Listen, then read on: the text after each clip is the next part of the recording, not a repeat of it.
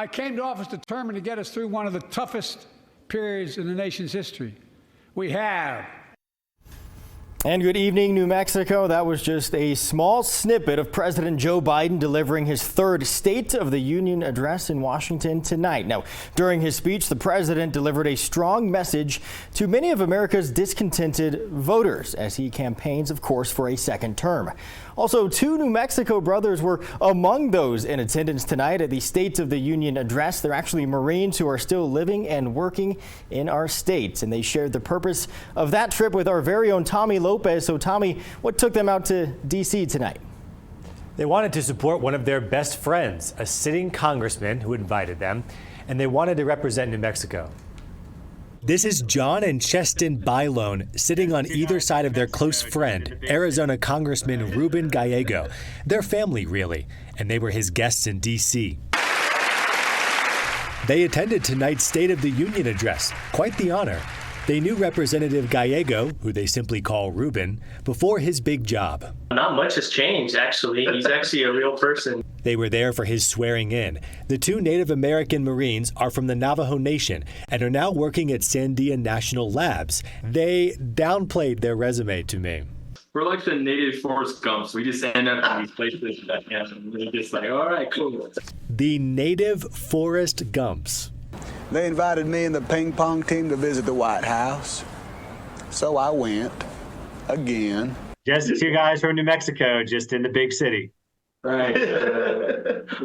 Just that Alsup's eating a burrito. They really are New Mexico guys. We love New Mexico. We love the Navajo Nation and the tribes that we're from, also from Cuba Pueblo.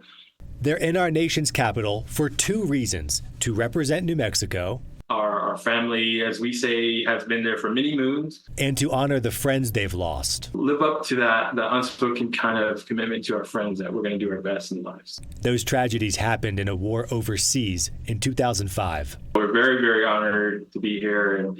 And you know, almost 20 years since we deployed Iraq, we're here to have share this moment. So very special. We were very young men in the war. When I moved to Albuquerque, New Mexico, I didn't have any friends. They were my first friends. They all fought together in Iraq. Their unit, based in Albuquerque, was green, experiencing combat for the first time.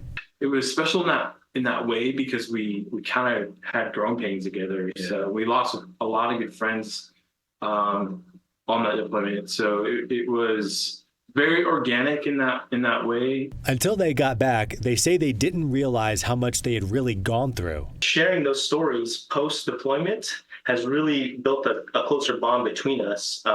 And so I think that's kind of the stepping stone to this more intimate relationship we have. The brothers speak with the congressman all the time, sometimes about issues affecting Native American communities. Let's just say you know a sitting congressman.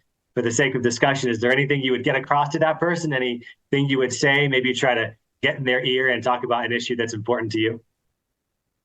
One that we're sitting next to. Cheston and John are consistently talking to me about things that are actually really important to them, especially when it comes to Native American entrepreneurship and taking care of the Navajo Nation and other Native American and tribal governments.